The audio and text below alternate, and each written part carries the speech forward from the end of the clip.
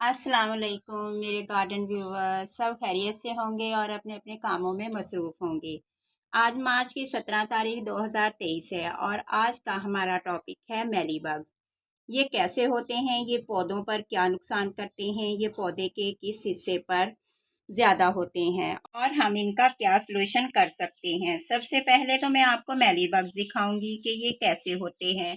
ये मेरा हिबिस्कस का प्लांट आप देख रहे हैं कि इसके ऊपर ये जो नई कलियां आई हुई हैं, तो इसके ऊपर इसकी क्या हालत बनी हुई है इस कली की, क्योंकि इस पे मेलीबग्स ने अटैक किया हुआ, तो इसकी ऊपर का जो मुंह है वो बिल्कुल पिचक सा गया है। और इसके साथ आपको ये मेरी एक छोटी और कली नजर आ रही होगी, इसकी भी ऐसी ही हालत है। मेलीबग्स बहुत छोटे छोटे, बहुत ज़्यादा ही छोटे कीड़े होते हैं जो कि बहुत करीब से देखने से भी नज़र नहीं आते। तो आपको मैं करीब से दिखाने के लिए, ये मेरा डेलिया का प्लांट है, तो इसके ऊपर आप देख सकते हैं ये जो कली आई हुई है इसकी साइडों पे किस कदर ज़्यादा ये मेलीबग्स, बिल्कुल छोटे छोटे से ये कीड़े हैं जो लगे हुए हैं। ये इस कदर छोटे छोटे होते हैं कि ये चींटी और मच्छर से भी कहीं ज़्यादा छोटे होते हैं। बिल्कुल एक सुई की जितना आगे से उसका मुंह होता है, बिल्कुल इतने छोटे छोटे ये कीड़े, लेकिन ये हमारे पौधे के लिए बहुत नुकसानदेह होते हैं। ये पौधे के सबसे जो नरम हिस्सा होता है, यानी कि जो इनकी शूट सबसे नई वाली निकलती हैं, नए पत्ते निकलते हैं, ये उन्हीं पर हमलावर करते हैं और फिर आहिस्ता आहिस्ता पौधे पर फैल जाते हैं। इसी तरह अगर हम ध्यान ना दें तो हमारा पौधा मर जाएगा। ये मार्च या अप्रैल में या फिर जुलाई और अगस्त में ये हमारे पौधों पर बहुत ज़्यादा हमलावर ज़्यादा होते हैं, क्योंकि इन दिनों में या इन महीनों में हवा में नमी का तनासुब ज़्यादा होता है, जिसकी वजह से ये ज़्यादा हमला करते हैं। ये ज़्यादातर जो हिबिस्कस का हमारा प्लांट होता है, जिसे गुडल भी कहते हैं, जो मैं आपके सामने ये लेकर आई हूँ, इसके टॉप पर ये सबसे पहले हमलावर होते हैं, जहाँ से इसकी नई शूट्स और कलियां जो हैं वो खिल रही होती हैं। मार्च में गर्मी की लहर जो है वो ज़्यादा हो, अभी तो ज़्यादा नहीं होती, लेकिन ये ही वो महीना होता है जिसमें ये ज़्यादा तेज़ी से फैलती हैं। जब ये मेलीबग्स बिल्कुल अपर शूट पर लग जाते हैं तो ये वहाँ से उनका रस चूस लेते हैं, और जब ये वहाँ से इनका रस चूस लेते हैं तो जाहिर है कि फिर पौधा आगे ग्रोथ नहीं करता। वहीं पर हमारे पौधे का जो टॉप हिस्सा है वो सूखना शुरू हो जाता है, क्योंकि यही वो हिस्सा होता है जहाँ से ये मेलीबग्स जो होते हैं ये अपनी खुराक बनाते हैं।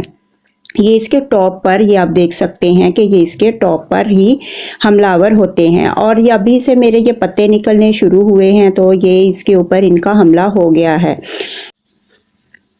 हिबिस्कस की तमाम ब्रांचेस पर मेलीबग्स का हमला हुआ है, जिसकी वजह से आगे से इनके पत्ते जो हैं वो बिल्कुल मुड़ चुके हैं, क्योंकि इनका रस इन्होंने शुरू से ही चूस लिया है, तो अब इनमें बढ़ने की ताकत नहीं रही। ये मेरा डेलिया का प्लांट है, इसकी बर्ड्स आई हुई, इसकी बर्ड्स के साथ भी काफ़ी सारे मेलीबग्स लगे हुए हैं। अगर आपको नज़र आ सके तो इनमें से कुछ जो मेलीबग्स हैं वो मेरे पत्तों के ऊपर भी गिरे हुए हैं, अगर आपको नज़र आ सके तो। ये बहुत छोटे होते हैं, बहुत गौर से इन्हें देखना पड़ता है। तो जब आप अपने पौधों की जो है हफ्ते में 1-2 बार इनको अच्छी तरह से चेक करते रहा करें कि इनमें कहीं पर मेलीबग्स का हमला तो नहीं हुआ। अगर इनमें किसी पौधे में भी मेलीबग्स का हमला हो तो आप उनको बाकी पौधों से बिल्कुल अलग करके रखें, नहीं तो ये जो मेलीबग्स होते हैं ये तमाम पौधों पर बहुत जल्दी हमलावर होते हैं, क्योंकि इन दिनों में तमाम पौधों की नई शाखें, नई शूट्स, फ्लावरिंग हो रही होती है, नए पत्ते आ रहे होते हैं, तो ये जो होते हैं ये यहीं से मेलीबग्स अपनी खुराक को बनाते हैं। तो ये मेरी जो इसकी हिबिस्कस की जो आप देख रहे हैं ये शाख, इसकी लीव्स के नीचे भी आप देख सकते हैं कि इसके नीचे भी काफ़ी सारे मेलीबग्स लगे हुए हैं, तो इनको रिमूव करना बहुत ज़रूरी है।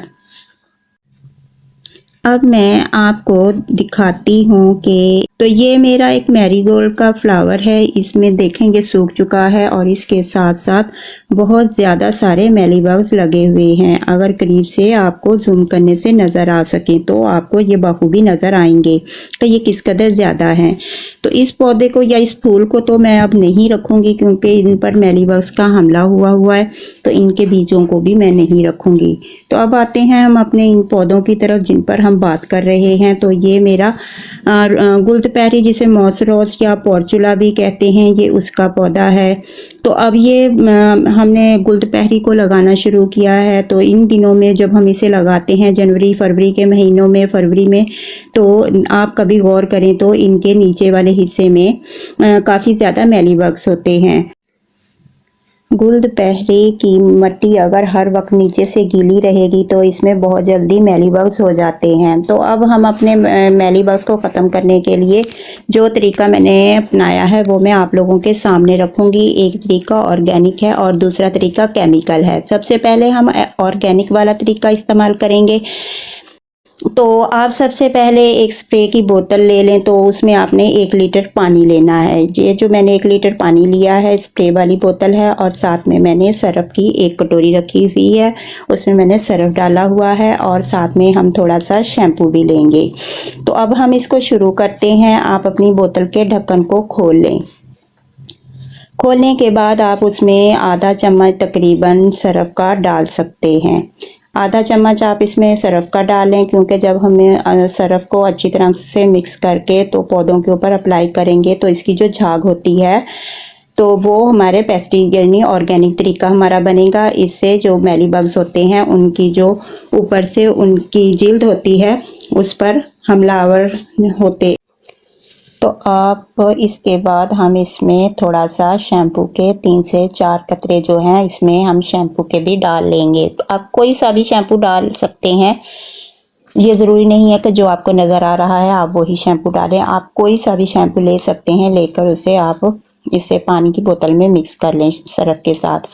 अब इसको अच्छी तरह से शेक कर लें ताकि इसमें सरफ और शैम्पू जो है वो अच्छी तरह से मिक्स हो जाए। सरफ को अच्छी तरह से मिक्स होने में कोई एक से आध मिनट ज़रूर लग जाता है। तो आप इसको अच्छी तरह से हिला लें। अब हम अपना दूसरा तरीका अप्लाई करेंगे, यानी कि केमिकल वाला जो तरीका है अब हम उसको अप्लाई करेंगे। तो ये सबसे पहले ये मेरी वो बोतल है जिसमें मैंने केमिकल वाला स्प्रे लिया हुआ है। तो आप इसको देख सकते हैं, ये शॉप से आपको सीड शॉप से या किसी भी स्प्रे की शॉप से आपको 5 से 600 रुपये में मिल जाएगा, बआसानी मिल जाएगा। तो आप 1 लीटर पानी की बोतल लें और उसमें तकरीबन 2 चम्मच जो हैं इसमें आप ये केमिकल वाला स्प्रे जो है इसको इसके अंदर शामिल कर लें। इससे ज़्यादा आप नहीं डालेंगे, सिर्फ 2 चम्मच जितना ही आप इसमें डालेंगे।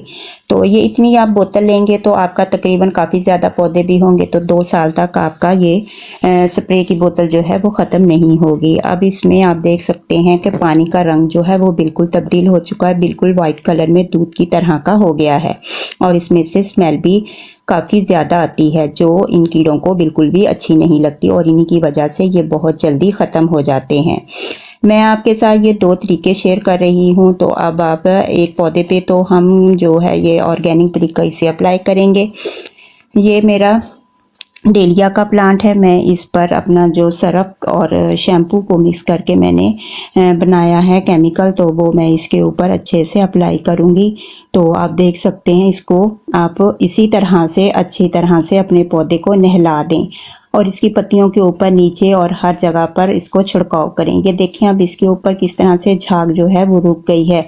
यही वो झाग होगी जो इन मेलीबग्स को ख़त्म करने में बहुत मददगार साबित होगी, क्योंकि ये जो झाग होती है इसकी मदद से जो मेलीबग्स के जिस्म के ऊपर के हिस्सा होता है वो बहुत जल्दी से ख़त्म होना शुरू हो जाता है, जिससे मेलीबग्स बिल्कुल सुस्त हो जाते हैं और वो ख़त्म हो जाते हैं। आप इसे 8 से 10 दिनों में अपने पौधों पर अप्लाई कर सकते हैं। और ये दूसरा तरीका मेरा जो है वो केमिकल वाला तरीका, ये मैं अपने हिस्बिक्स के प्लांट पर अप्लाई करूँगी, क्योंकि इसमें बहुत ज़्यादा मेरे वो मेलीबग्स हो चुके हैं। इस पर मैं अब ज़्यादा रिस्क नहीं लेना चाहती, इसलिए मैं इसको अपने केमिकल वाले स्प्रे के साथ ही नहलाऊँगी ताकि ये जल्दी से जल्दी रिमूव हो जाए। आज मैं इस पर कर रही हूँ स्प्रे, तो तकरीबन 3 दिन के बाद मैं इस पर दोबारा स्प्रे करूँगी और इन्हें मैं रोज़ की रोज़ चेक करूँगी ताकि इन पर जो मेलीबग्स हैं वो अच्छी तरह से ख़त्म हो जाएं। नहीं तो ये पौधा इस तरह से मेरा बिल्कुल मर जाएगा। और इसी स्प्रे को आप अपने गुलदपहरी वाले प्लांट में भी ज़रूर करें।